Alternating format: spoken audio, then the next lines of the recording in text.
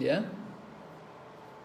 Om Jnana-timirandasya Gyananjana Shalakaya Chaksurunmilitan Yena Tasmai Shri Gurave Namaha. Nama Om Vishnu Padaya Krishna Pristaya Bhutale Srimati Bhakti Vedanta Swaminiti Namine Namaste Saraswati Devi Kauravani Pracharine Nirvishesha Shunyavadi Paschatya Deshatarine Vancha Kalpa Tarubhyascha Kripa Sindhu Bhayevacha Patitanam Pavanebhyo Vaishnavibhyo Namo Namaha. Jai Shri Krishna Chaitanya Prabhu Nityananda Shri Advaita Gadadhar Shri Vasadi Gaur Bhaktavinda. Hare Krishna, Krishna Krishna, Hare Hare, Hare Rama, Rama Rama, Hare Hare. Recording in progress. So we're continuing our study of the 10th Canto, chapter number 20, descriptions of rainy season and autumn. This is for the Bhakti Vedanta, right? Okay, so I'll share the screen. I wanted to show you some pictures because I said that there's some of these texts have all been illustrated in the light of the Bhagavat. So here's one. Can you see it? Yes, Maharaj. Yes, Maharaj. Can you see it now? Yeah? Yes, Maharaj. Okay. So this is about the text we studied yesterday. I'll just read the description. The lightning becomes unsteady in its friendship, failing to remain faithfully in any one of the clouds, although they are the friends of the entire world. Just as lusty women do not remain steady, even in the company of men who possess excellent qualities. So this was the illustration for that particular text. And there was one more I wanted to show you. We're going to go on today to do this next text here.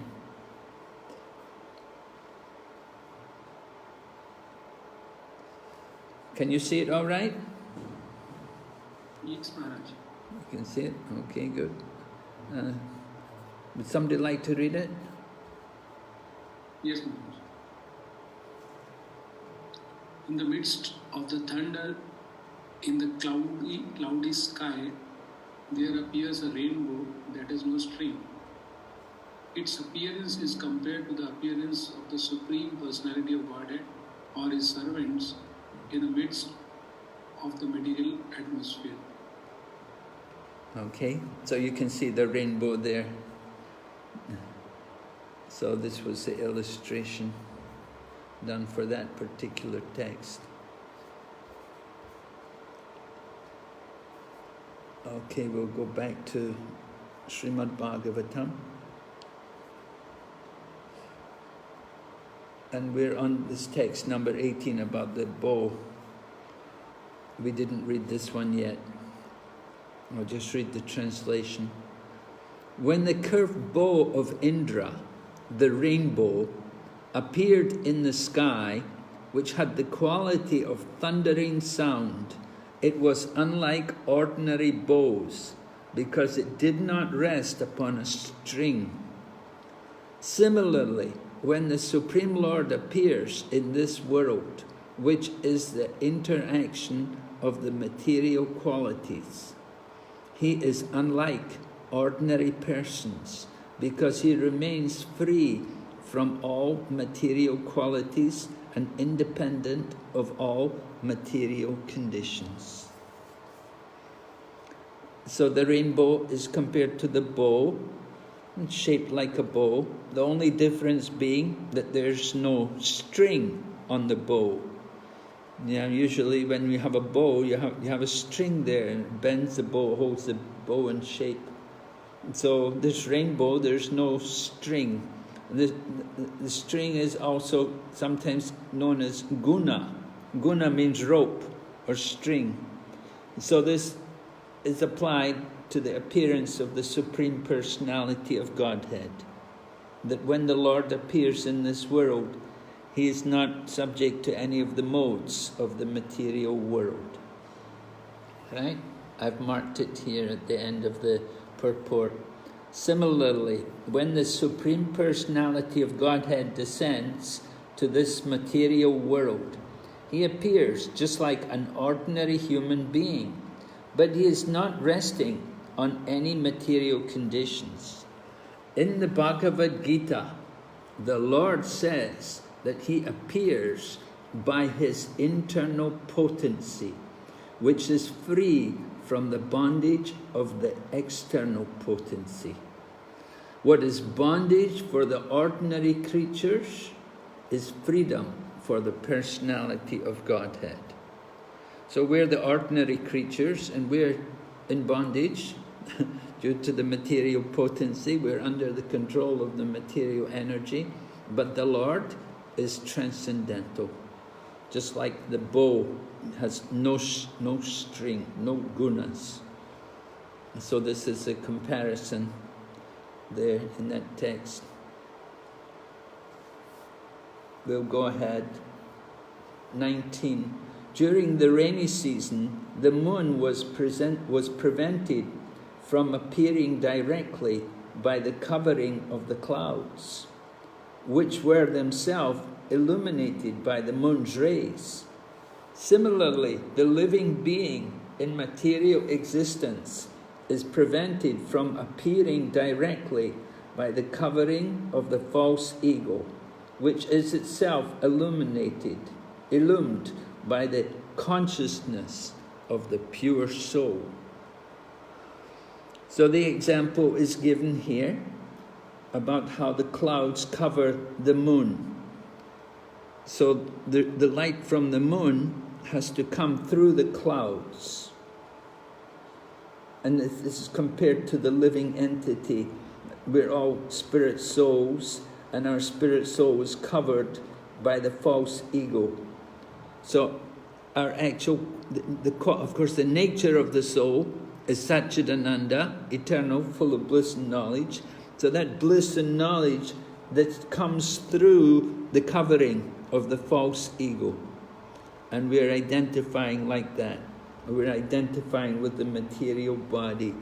We're thinking ourselves in many different ways, different designations of the body. So this is due to the consciousness which is being reflected through the covering. So the covering of the moon and the covering of the soul compared to each other. Just at the end of the purport, we'll read, the clouds appear luminous because they are filtering and impeding the brilliant rays of the moon. Similarly, at times, material consciousness appears pleasurable or enlightened because it is screening or filtering the original blissful and enlightened consciousness coming directly from the soul. And Hridayananda Maharaj has added a sentence here at the end. He said, if one can understand the ingenious analogy given in this verse, we can easily advance in Krishna consciousness. Yeah, it's a nice analogy, comparing the consciousness and how the moon is covered, the light of the moon is reflected, and the consciousness of the soul is reflected. Okay? We'll go ahead. Number 20. The peacocks become festive and cried out a joyful greeting when they saw the clouds arrive.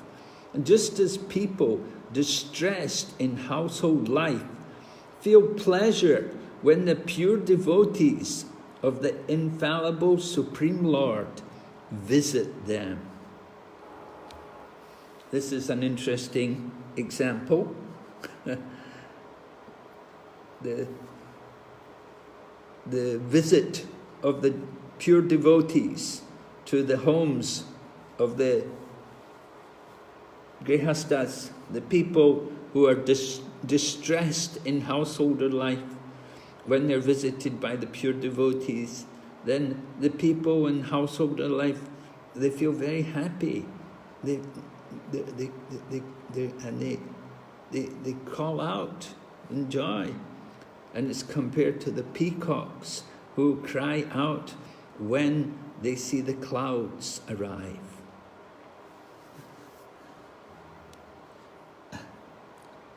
And at the end of the purport here, they mention,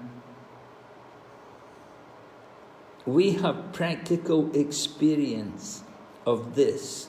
Many of our students were dry and morose previously to their coming to Krishna consciousness. But having come into contact with devotees, they are now dancing like jubilant peacocks. So it's very nice. Dancing like jubilant peacocks. We hope you have a lot of people dancing like jubilant peacocks there. This is the idea. So the peacocks are very happy when they see the clouds arrive. They're going to bring the rain and cool everything. And the clouds are happy. There will be more. Peacocks will find more food to eat when the rain comes. It'll be easier for them to survive. And the same way the people are happy when the devotees, pure devotees, will come to visit them. And this is actually the business of the Krishna consciousness movement, that we're meant to go door to door and talk to the people and encourage them and enlighten them in spiritual knowledge. We know that material life in the material world is really not easy. It's not easy for anyone, especially at this time. And we're going through very difficult stages, and some people are really finding life very difficult. So it's really, it's very good for us to go out and meet the people and try to enlighten them, to give them some Krishna consciousness. We want to go door to door and tell everyone, just like Lord Chaitanya told Lord Nityananda and Haridas, right? Tell the people, read the books about Krishna, worship Krishna, and chant the holy name of Krishna. So this is our business as devotees, and we hope that the people will be happy to see us. Of course, it's not always like that, but we have to try. There's no failure in Krishna consciousness. We make the attempt, try to go out and give Krishna consciousness to others. We may fail, we may not be successful, it may appear like we failed, but making the attempt itself is glorious. And there are people who like to have devotees come and visit them. They're happy to have the devotees come to see them.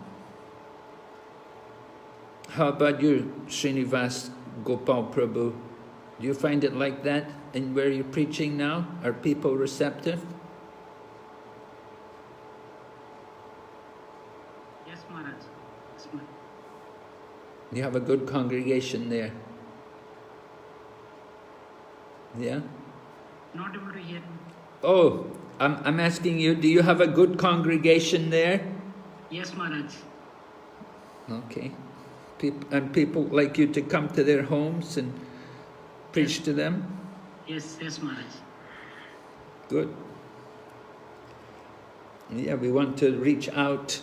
This is, outreach. We talk about outreach preaching, going out, going to people, trying to give Krishna consciousness to more people. There's people everywhere, and Prabhupada told us devotees of Krishna are everywhere, just waiting for us to come there, to find them, to preach to them. So we should be enthusiastic. Okay, we'll go ahead, text 21. The trees had grown thin and dry, but after they drank the newly fallen rainwater through their feet, their various bodily features blossomed. Similarly, one whose body has grown thin and weak from austerity again exhibits his healthy bodily features upon enjoying the material objects gained through that austerity.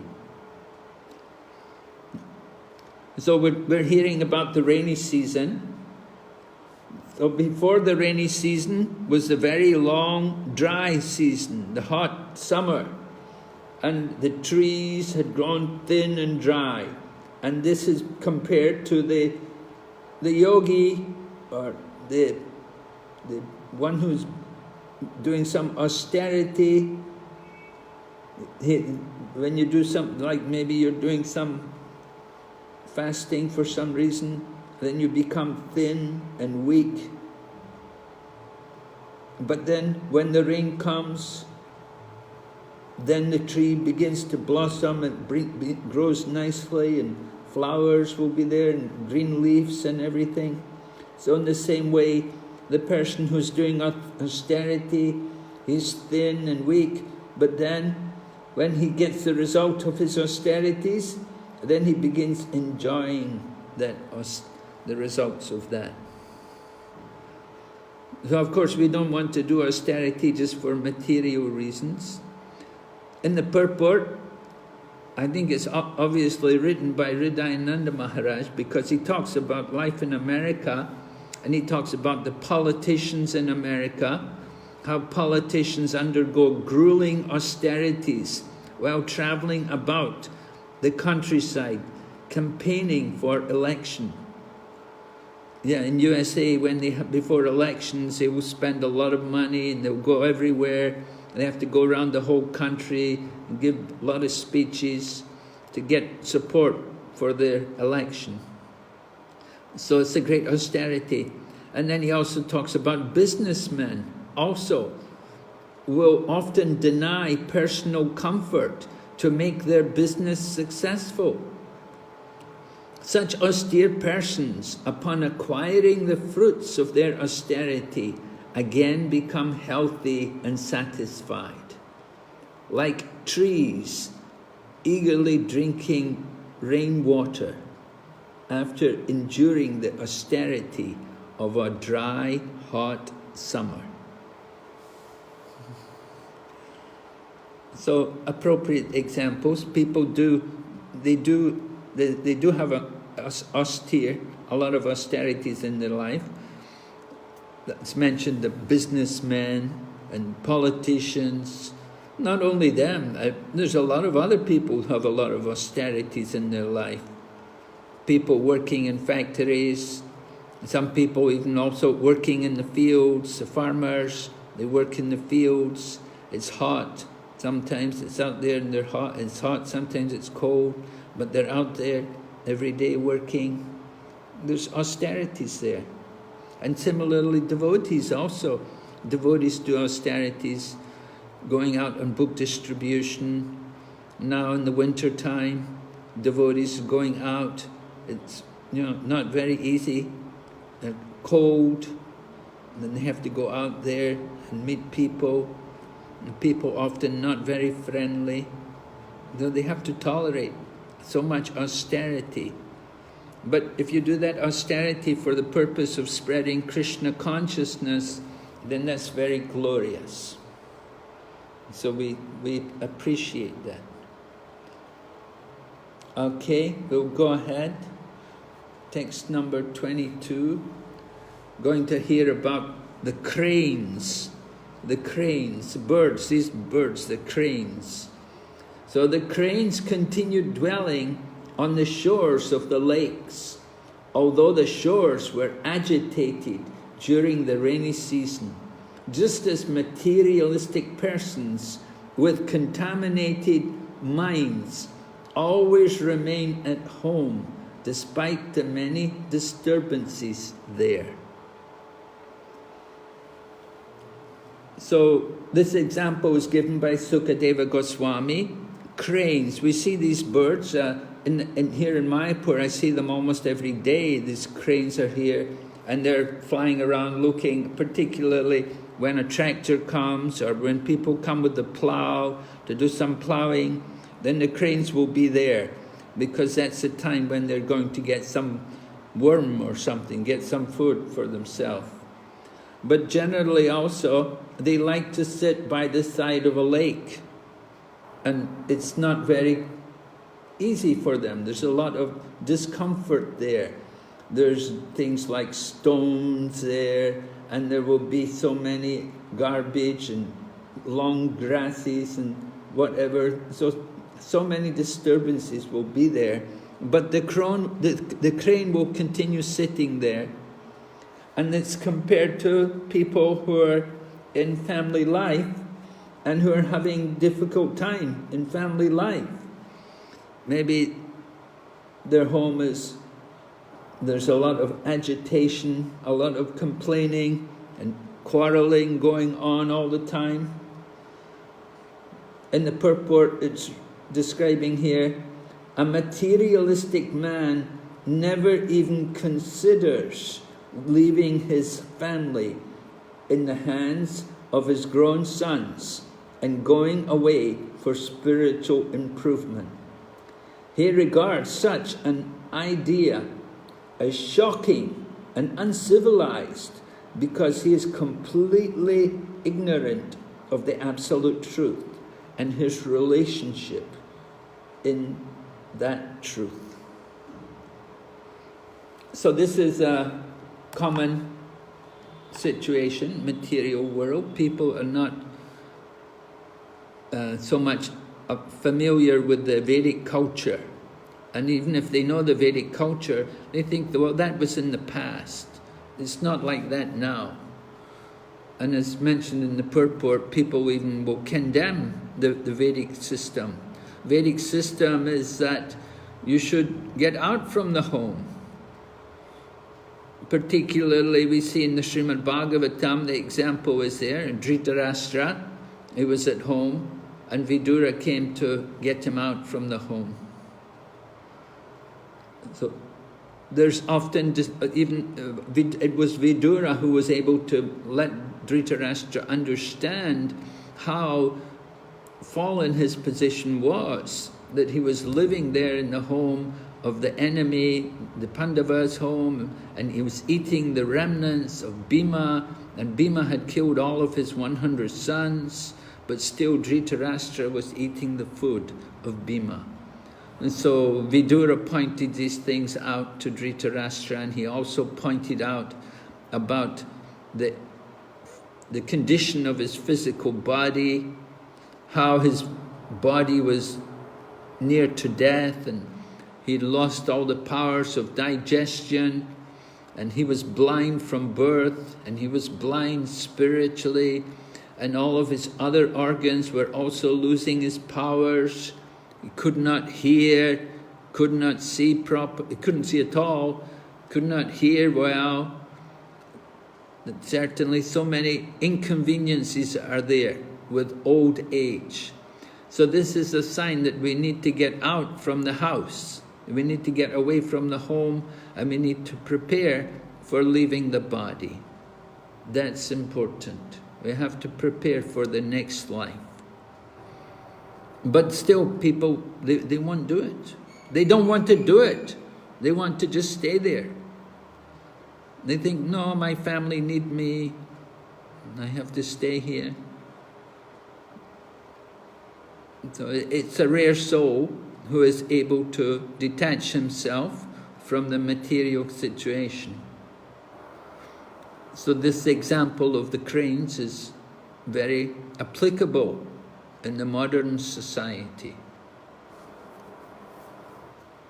How can we present this to people today? Is it a good idea to encourage people in this principle of Varnashram? You know, the Vedas say, from the age of 50, Panchasarvam Vanambrajit, go to forest. Is that a good way to preach to people today? Do you think?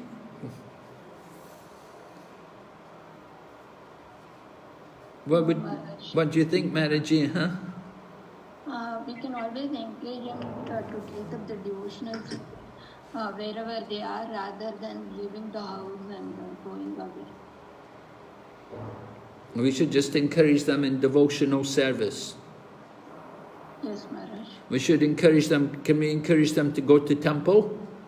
Yeah, we can tell them to go to temple. It's not that they give up everything and go away, but they can stay wherever they are, and they can actually give up their responsibility to their children, but they can do more of devotional service. They need to study Srimad Bhagavatam, right? Yes, Maharaj. They need to read the books. Yes, Maharaj. And take up chanting the holy name. Of course, for people in old age, maybe they're not accustomed to read books. They never read much books. It's difficult and our books are also sometimes difficult for people to read. They're not familiar with the language. The philosophy which is presented may be difficult for them. But certainly chanting the holy name and doing some service is very important. To get them to do some service for the devotees, for the temple. And just like there was one devotee, he was staying in Vṛndāvana. Of course, he was a renunciate, he was a single man, and he came to stay in the Krishna Balaram temple at the opening of the temple. His name was Vibhu Chaitanya. I don't know if you know him, but he was a very great soul. So he came in Prabhupada's time, and he took on the responsibility to cook for the deities. And he would cook every offering, every day. And he did this for many years. He was cooking every day, every offering. And Prabhupada told him that when you're cooking, you can also chant. You do your chanting at that time. So he did that service for many years, and he was always chanting, and he was always blissful and happy.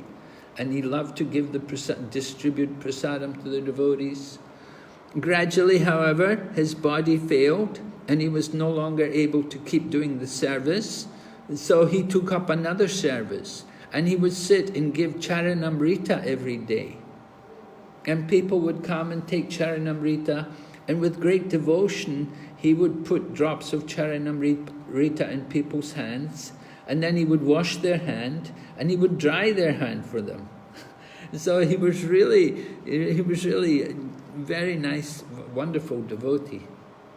He left the world now. They have, I think his samadhi is there in Vṛndāvana. It's not far from the Krishna Balaram Mandir. But that's a very nice example. We definitely want to try to be engaged in some service, even if we can't get out from the home. Try to not get too much involved in the family affairs.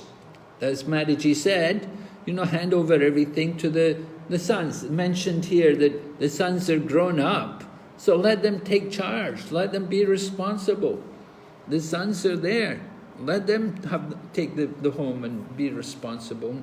And the older man's business is simply to focus on devotional service and to prepare for the next life.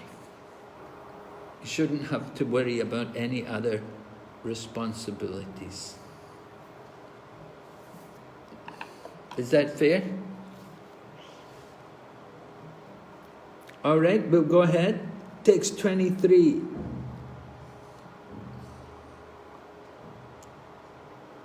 When Indra sent forth his rains, the flood waters broke through the irrigation dikes in the agricultural fields. Just as in Kali Yuga, the atheists' false theories break down the boundaries of Vedic injunctions. There's no purport here, but if we look in the light of the Bhagavad, there is some purport in relation to this verse. And Prabhupada did write about this, because as you can imagine, it's talking about something which is very important for us as devotees.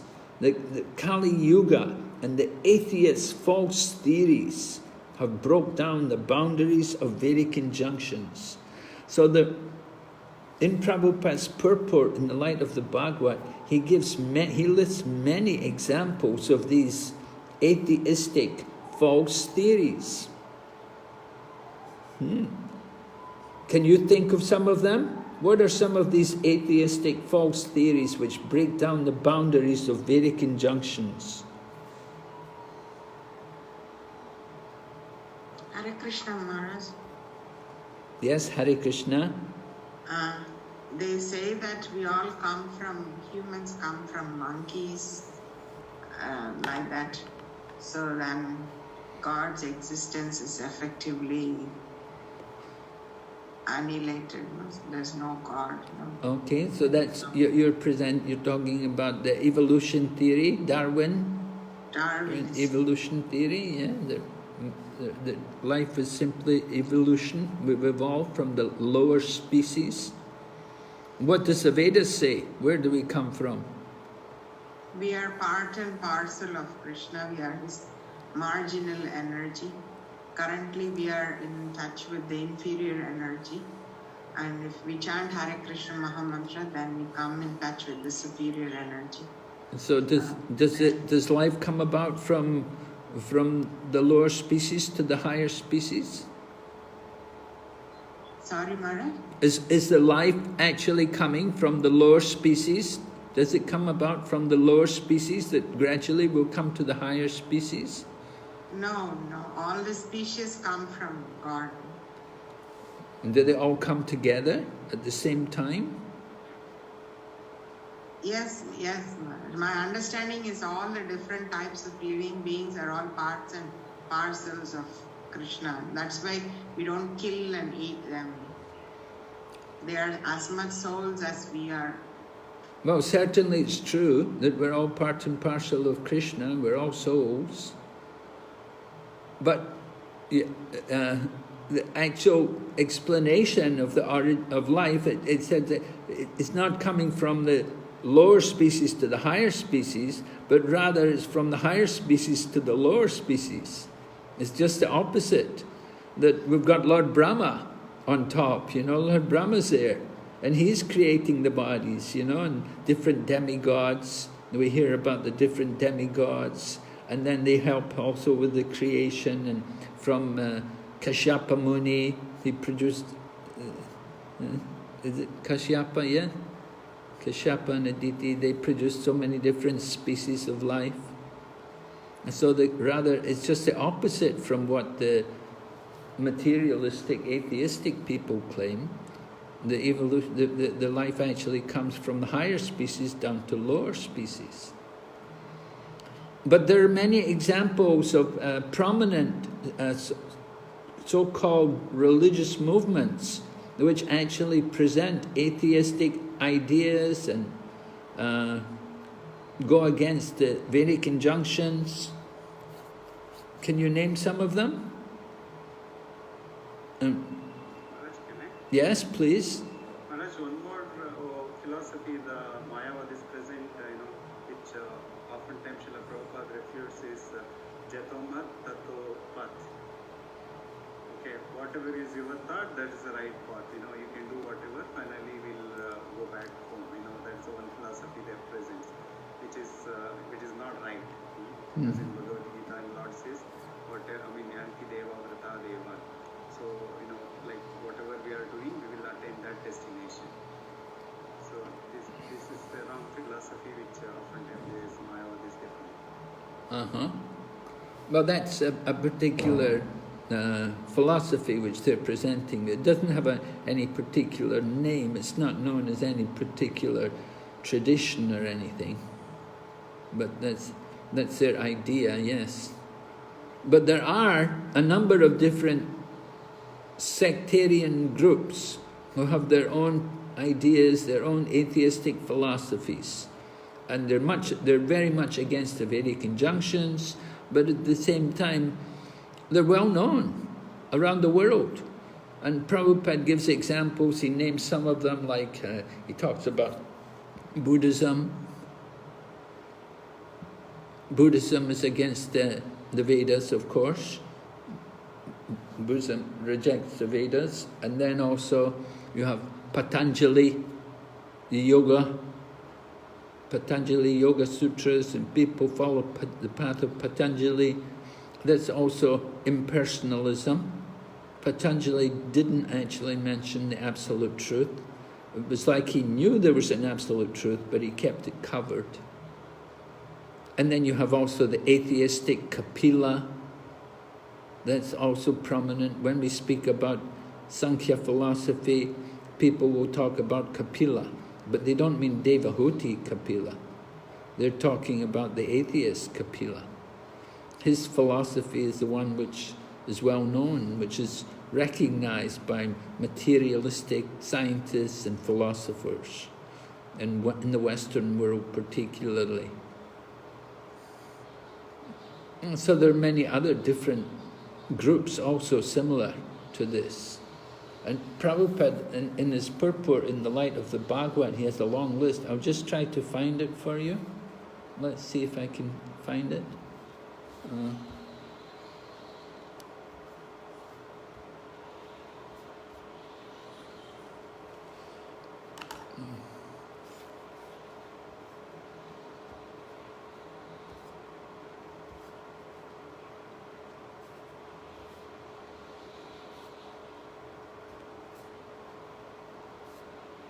Is in 20, Maharaj. Huh?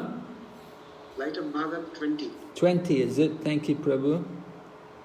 Oh, I think it should be 19, actually. No, Maharaj, it's in 20. Is it? Really? Okay. The last part. Yes. Yes, right. Okay, yes, here we have, yeah. And Prabhupada mentions here, over the course of time, the Vedic path has been attacked by philosophers like Charvaka, Buddha, Arhat, Kapila, Patanjali, Shankara, Vaikarna, Jaimini, Nayakatas, Vaishashikas, the Sagunis, the Empiricis, the Pashupata Saivas, the Saguna Saivas, the Brahmanas, the Aryas, and many others. The list of non-Vedic speculators grows daily without restriction. The path of the Vedas does not accord with any principle devoid of an eternal relationship with God, attainment of His devotional service, and culmination in transcendental love for Him. So Srila Prabhupada appreciated this. He certainly appreciated, and you can see it particularly in Prabhupada's pranam mantra. When Prabhupada was asked, the devotees, they only had one pranam mantra for Prabhupada. And so they saw that Srila BhaktiVedanta Saraswati, he had 4 pranam mantras. So they requested Prabhupada, we should have another pranam mantra for you. At least there should be another one, should be 2. And so the devotees, they didn't know Sanskrit, so Prabhupada personally composed the second prayer. Namaste Saraswati Devi Gauravani Precharini Nirvishesha Shunyavadi Paschacha Desha Tarini. So Prabhupada was, in that prayer, he's describing his mission to preach against these non-Vedic philosophies, Nirvishesha and Nishunyavada. These things, very prominent around the world. And in the Western world, Prabhupada wanted to give them Lord Chaitanya's message, to bring people to Krishna consciousness.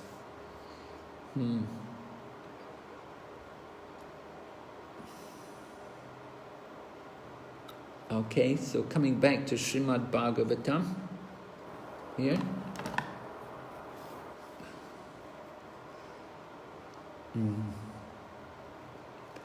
These atheists here, where I've colored this, these atheists are all against the revealed scriptures because such persons are intimately attached to sense pleasure and gross materialism. There are also others who do not believe in the eternity of life.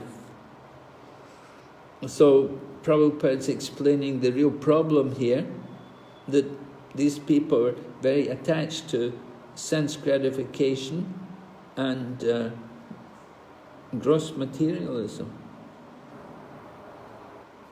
And even some don't believe in the eternity of life. So Charvaka is there, like that. They don't believe in the eternity of life.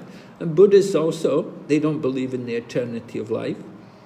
They don't even believe in life, actually. They say life is, no.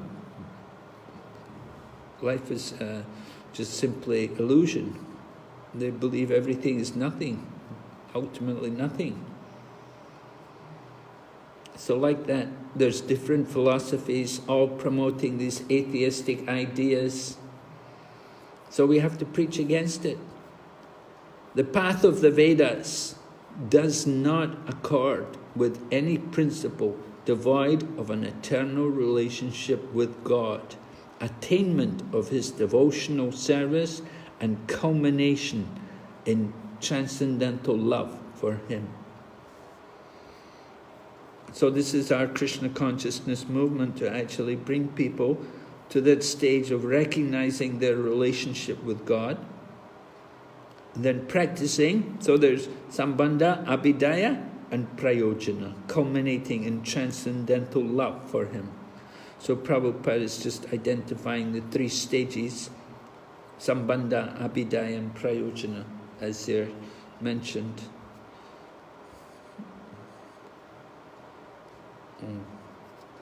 I should be in the Bhagavatam, right?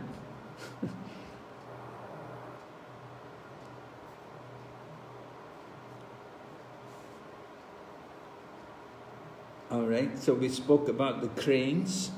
Are you seeing the Srimad Bhagavatam okay? Yes, Maharaj. Srimad Bhagavatam, Canto 10. Okay, we have you on the right, I'm on the right page, right? Okay, text number 23.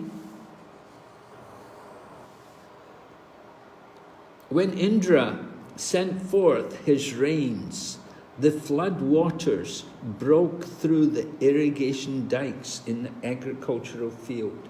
Did I read this one? Yes, we just read that one, right? 23. We finished that one, right? There was no purport, so we went to light of the Bhagavad. We'll go ahead to text 24. The clouds, impelled by the winds, released their nectarian water for the benefit of all living beings, just as kings, instructed by their Brahmana priests, dispense charity to the citizens. This is a nice situation. So the clouds are carrying the water, and the wind is quite strong, so the winds are blowing the clouds around, and the clouds carry the water and pour the water for the benefit of all living beings. And so they're compared to the kings. Of course, we don't have kings today, but we do have Kshatriyas. Well, we do have rich people, we have the wealthy people, you know, the industrialists and the businessmen and so on. So these kind of people they're instructed by their Brahmana priests to give charity to the citizens. We see in the Vedic culture that what was the real problem with Varnashram? Why was it rejected? Why did it fail in India? What was the cause of the breakdown of the Varnashram system? The Brahmanas were not qualified. Kali, They misguided the other group of other classes of people. Unqualified Brahmanas, right? What was it? Why were they not qualified? What were they doing? They, Mataji, you're speaking? You said, they started taking all the credit for themselves. They were exhibiting some sense of superiority, which is true, but they thought that they deserved that credit. So instead of worshipping God, they wanted the lower class to worship them, and they became more ritualistic than devotional.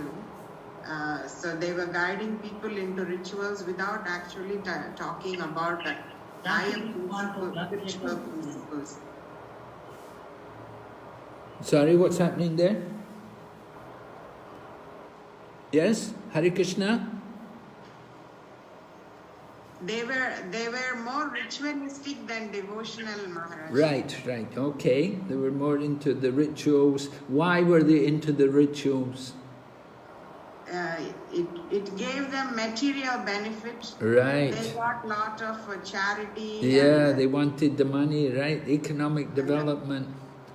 Their focus was more on material prosperity, right? Than the actual mood. What should the actual mood of the Brahmana be? They should teach everyone to be a devotee of Krishna. They should show them the path towards Krishna. Well, that's that's our own philosophy, but in general, you know, in the Vedic culture, what should be actually the qualification of the Brahmana? What should be his nature? They do yajan, patan. They Okay. give knowledge. They accept. They study, and they give knowledge. They accept charity. They give charity. They perform sacrifices, and they teach others to also perform sacrifices for satisfying Vishnu. Okay, good. Yes, this is the 6 occupations of the Brahmana. And sometimes it jokingly remarked that in the Kali Yuga, the Brahmanas are expert in only one of these 6 activities. Right? What would that be, Mataji? Accepting charity. Yes, right.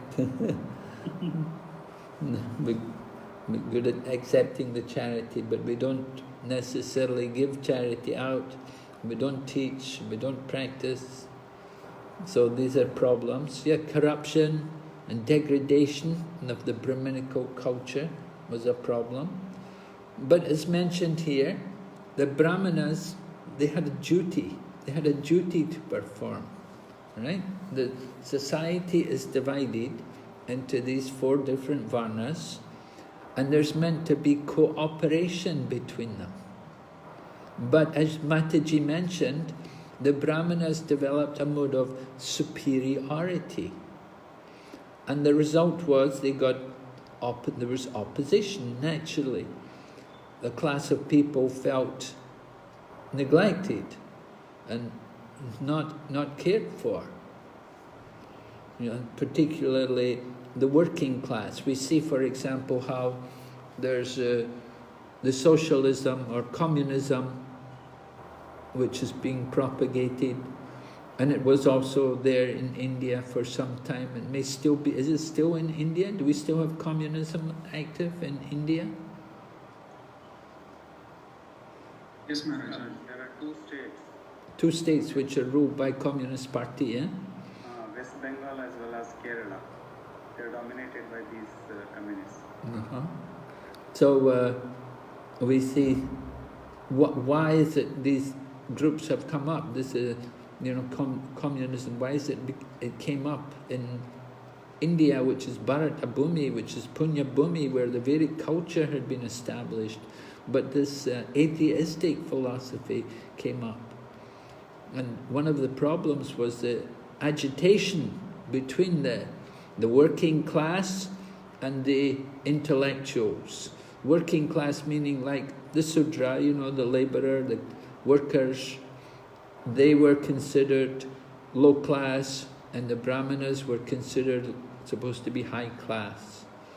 So this was a problem, the friction between the two different classes of people. Now what the Brahmanas were meant to do is described here.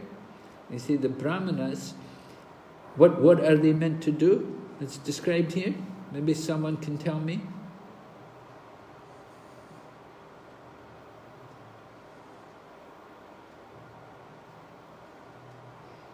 Yes, what are they meant to be doing, the Brahmanas? Maharaj, can I say, Maharaj? Yes, please, Prabhu. Yeah. Maharaj, first of all, Brahmana should be compassionate, and they should embrace all other people of all other classes as well. When they become arrogant, they invite rebellion. So they should be treating everyone with honor and compassionately guiding the rest of the society. Okay, guiding, but what should be actually done?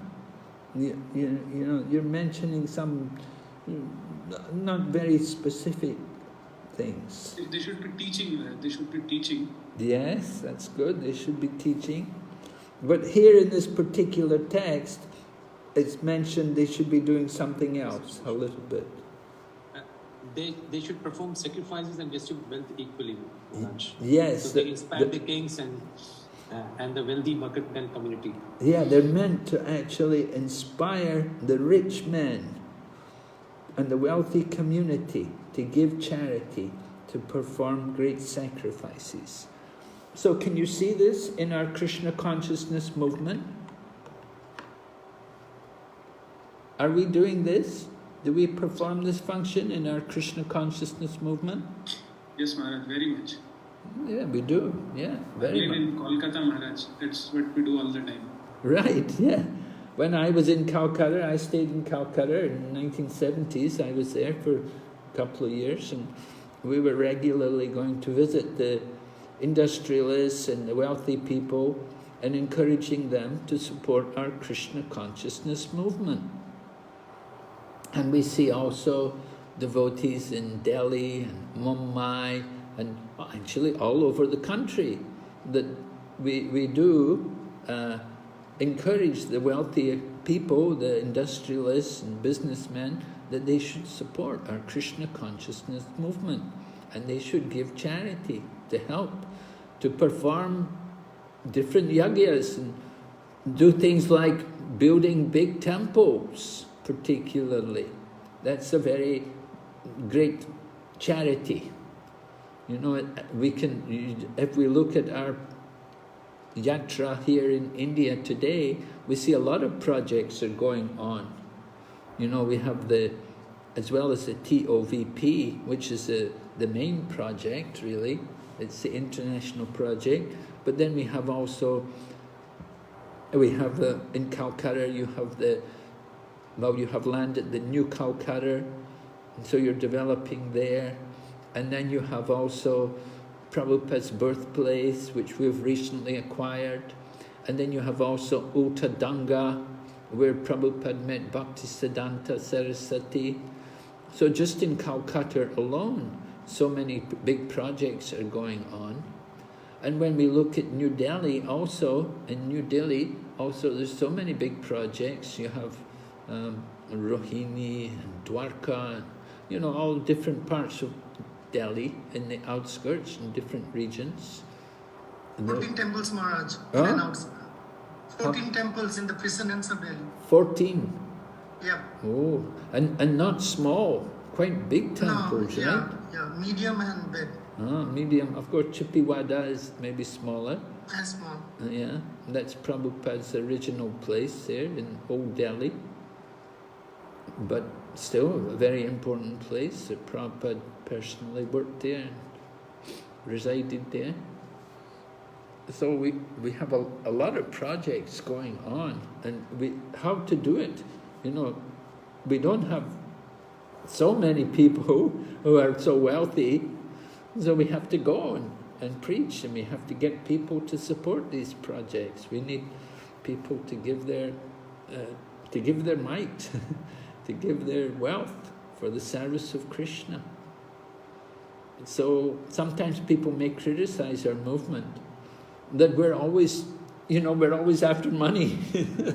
Yeah, well, of course we need money, but we're not only after money. We do a lot of other things also. And we do see that, for example, when the COVID was really strong, and when there was lockdown, the devotees were doing a lot of service. They were going out distributing prasadam everywhere. They were taking risks to go around and give out food to people and try to help people. So here in Mayapur also, we had a van going out every day distributing food in the villages to people because there were so many people in need. And we do try our best to help, although we're not really meant to be a social welfare institution. We do want to try our best to try to help people. It's expected that we should do something to help.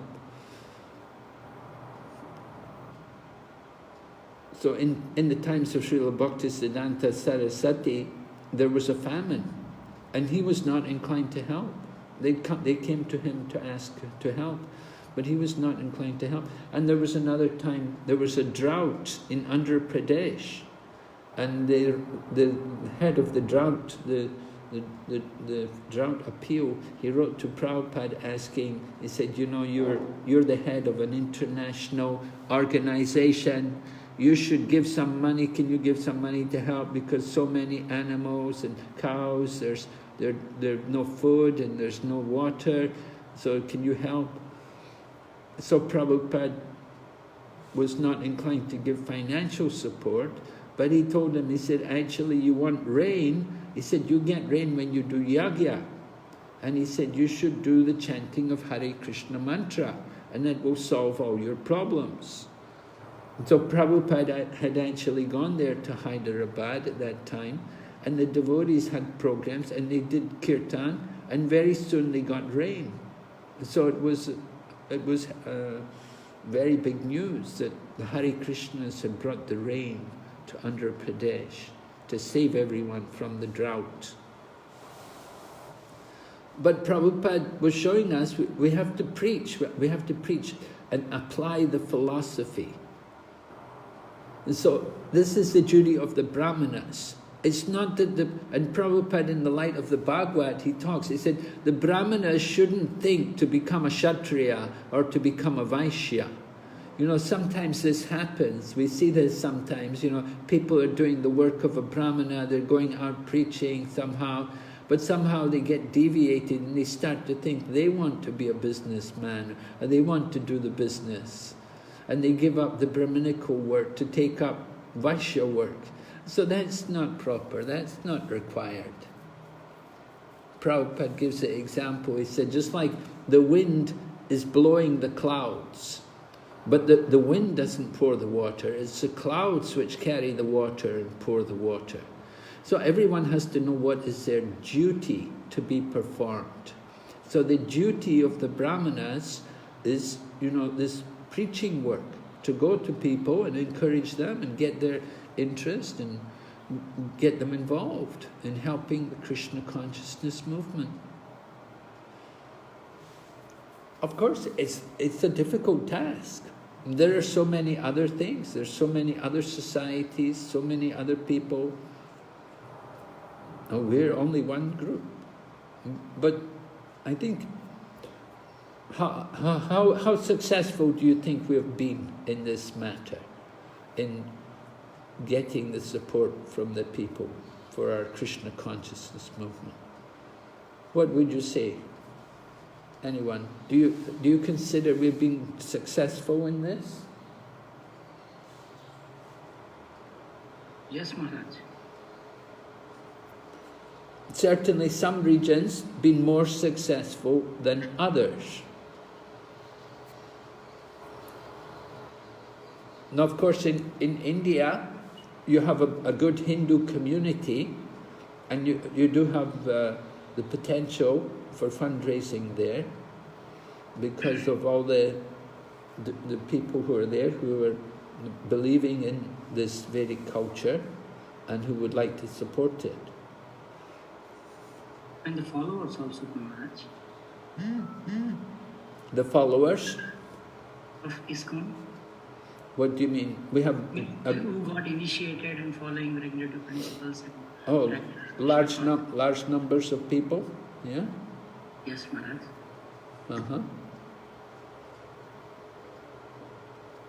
Yes, we do try to get everyone involved in Krishna consciousness, even the students. We do a lot of programs, outreach programs, contacting the students, and sometimes also this is opposed. Sometimes the colleges, they don't like us coming there on the campus and canvassing for their students, taking them away from Krishna consciousness. But we do try.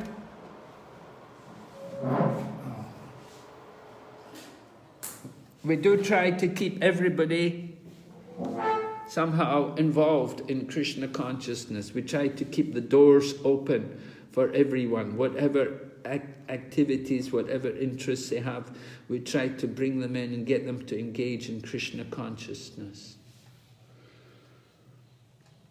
When Prabhupada first came to India, the devotees were going to just do book distribution.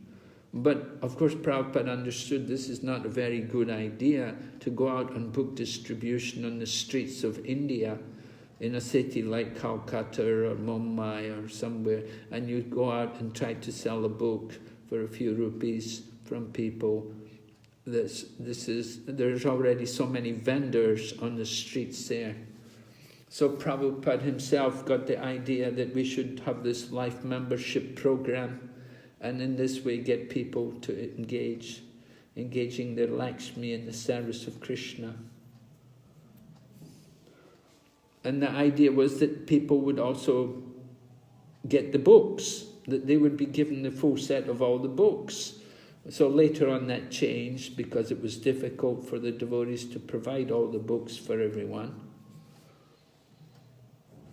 And we did encourage people. We told them that you could get guest house facilities, come and stay in our temples. And Prabhupada liked that. He liked that, but of course it has to be properly organized, properly arranged. We don't have guest houses everywhere. It's difficult to provide facilities in all of our different centers. But in India, certainly it seems to be done quite well. We see, for example, Mayapur and Vṛndāvana, they do have many guest rooms and they do get a lot of visitors. And generally they do respect a life member. And they will give him, like, I think it's 3 days a year they can stay free. And so this is the Brahmanas. They're meant to inspire people. We're meant to inspire people to contribute their wealth for the Krishna consciousness movement. And then we're meant to also perform sacrifices and distribute wealth equally. So what does that mean? How can we distribute wealth equally? There will be different needs for different people. Not everybody has the same needs. Now some people will there can live in a very simple, a very frugal manner, and other people, they'll live in a different level. Just like, for example, someone's a businessman, he's not going to live like an ordinary worker. And for example, the clothes which they keep, the wardrobe.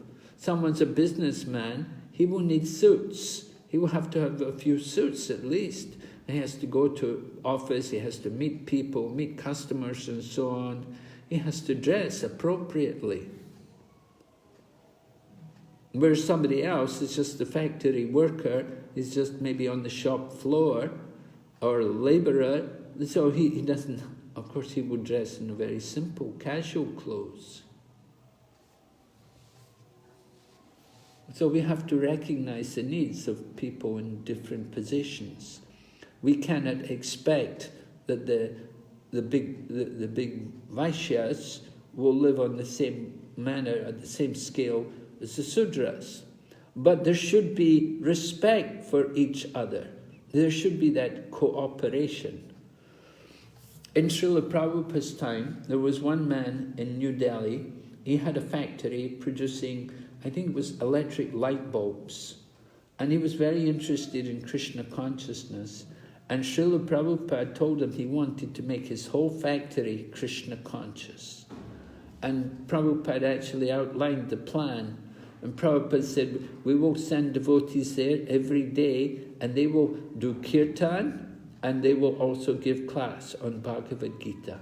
He said, so get all the workers to come every day, every morning, before they begin work, there should be kirtan, and then there will be a short class on the Bhagavad Gita.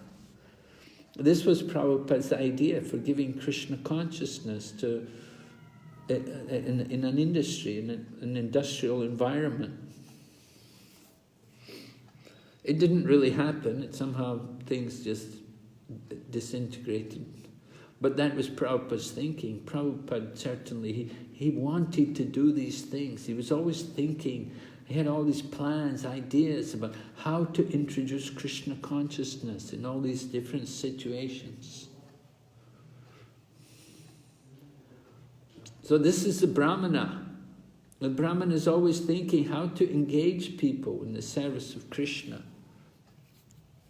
And the Brahmana shouldn't think of himself as being better than others. But he must be caring and compassionate for others and offering respects to others also. So this is a problem in the Kali Yuga. Getting these people, getting everybody to work together without discrimination, without thinking high class, low class, but simply seeing everyone as a servant of Krishna. All right, are there any questions or comments on this? Yes, Maharaj. Could I ask you a question? Please. So, Maharaj, according to Varnashram system, the Brahmanas, they can accept the charity. So, when somebody is accepting somebody's money, so it's not just the money, but he's accepting the karmas also. And a Brahmana has to be strong enough to digest those karmas. He should be spiritually potent. Now, we are also collecting funds for the temple. So, I just want some clarification here, Maharaj. When we are collecting for the temples, and usually the wealthy class, they earn money by some inappropriate means. So does it have a consequence or reaction on the community where it is collected? So Maharaj, could you throw some light on this? Yes, well, yes, certainly people doing business often, they get their money by some often questionable means. But if the money goes to Krishna and is used for Krishna to establish a temple, then nobody's going to be affected. Because all the money belongs to Krishna. It's all Krishna's money. It's all meant for his service. So that's the idea, that whatever donations, whatever contributions we receive, whatever way in which the money came, that may be questionable or not, but the money should all be used 100% for Krishna. Nothing for sense gratification, nothing for ourselves. It's all for Krishna, to build the temple. We have the example in the past, I think long ago, it was the Alwars. In the time of the Alwars, there was a thief, the guru of the temple had disciples who were thieves, and they would go out and steal, and they bring the money to use it to build the temple, so they could finish the temple. Huh? Srirangam temple. And Srirangam temple, was it, Prabhu? Okay. And so the Srirangam temple was completed in that way by some thieves. The problem was that once the temple was built, the Guru said, okay, you can stop stealing now. But they had a problem, they couldn't stop. Because they get so accustomed to stealing and so on, they don't want to stop. So this is one of the dangers. We get so contaminated by this activity. And you have to be very careful. And so people also, they're doing questionable means. They do business by some questionable means. They get the money and they give some of it to Krishna. But, of course, they still go on and do their questionable means. Their business is still done. So they get karma, because they're taking a lot of the money for their own self, for their own sense gratification. But if they give some of it for Krishna, it's certainly for their benefit, even though they got it by some dishonest or inappropriate means. That if they're giving it to Krishna, it's for that's to their credit, because all the money belongs to Krishna. Lakshmi is the property of the Lord, and it's all meant for his service. And so our job is to bring that Lakshmi back to Krishna, right? Just like Lord Rama went to bring Sita, to get Sita back from Ravan. The problem, all the Lakshmis in the hand of so many Ravans. The Ravans have taken all the control. They've got all the money. We have to get them. We have to somehow get them to give the money for Krishna. And Prabhupada told us that when we collect money, we should be very careful that nothing should be used for our own sense gratification, but everything must be used for Krishna, totally. And then there won't be any karma. That is the idea. Is that... Yes? Sometimes some grastas, they ask that can we take some things, money in a legal way and then donate to temple. So rather than saying no to illegal money, we can take illegal money and we can donate it to temple. Is that all right? Illegal money, they're giving it to the temple. They can say no also, but they're saying rather than saying no to that illegal money, we can accept that illegal money and then we will donate it to temple. So is that all right? Many times they ask this question. Yes, if they give all the money to the temple. Hare Krishna Maharaj. They should give all the money to the temple.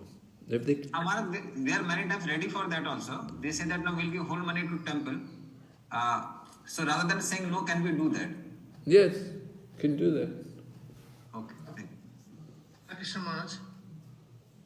Yes? Maharaj, yes, to this comment when Anand Gosundar Prabhu said and I responded, I have a fear that might get the temple in the long run into deep trouble. Say, for example, the guy is caught and he says that the money is being given to ISKCON temple, so then we become a party to that criminal, yeah, and we might be fined or we might be a party to that. So might set a very dangerous precedence. Encouraging such people. Huh? Encouraging such people might set a very dangerous precedence, because once you start it, you don't know where to stop. Yes, that's the problem. That's the problem. Once you start, they don't know when to stop. Yes, Prabhu? Maharaj, I have this experience with the devotees, like in coal fields, some public sector. In that, they are forced to take the, some percentage, some commission. It's a bribe, but it will be shared to all the officers. If one person is not taking, the other people will take revenge on him, because he may say anytime he may reveal to some other people and they will be scared of this one person, and they will be treating in a bad way, like. So better to accept that. Otherwise, he will be in a bad, in a blacklist, like. And if anything is going to happen, then whole system will be caught, and that will not happen like that. So, what do you suggest, Prabhu? What you said, accept and give it to Krishna. Yes. Yes, but not to make a habit of it, right? But it is, that person has to do it, Maharaj. Otherwise he cannot survive there. Oh, I see. So what do you say, Prabhu? He cannot preach there. What about the other? He cannot be friendly with anyone there. He is not accepting. Yes. So what about the Prabhu who said maybe a problem for the temple? What do you say, Prabhu? I'm saying the same thing, Maharaj. Like, that might be case for that place, and that he basically is saying that everybody is party to it, so then like let everybody has a share to that black money, but the temple doesn't have to be part of the black money. That will not be. Temple will. That's what I'm saying. It doesn't have to be. I mean, it's not that he should bring this money and like keep it at the doorsteps of the temple, saying that because I'm earning this black money by force, so you take it, and then later on some another day when there is a black day for everybody, the ISKCON is also one of it. See, the person, if 20 people are caught taking bribe, doesn't make a news. But again, ISKCON center is caught taking black money, that makes a big news. So I won't take my chances with that. The point is, when people give donations, of course we give them the receipt, right? The money. You cannot give it the receipt on the black money. Well, then how you can use the money if it's, if you can't give the receipt, you can't show the money on the accounts?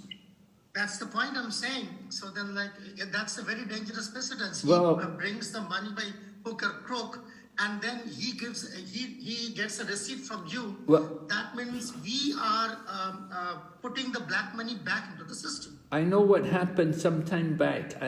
Maybe you remember, Indira Gandhi was the Prime Minister, and she declared overnight 1,000 rupee note is illegal. Is no more, right?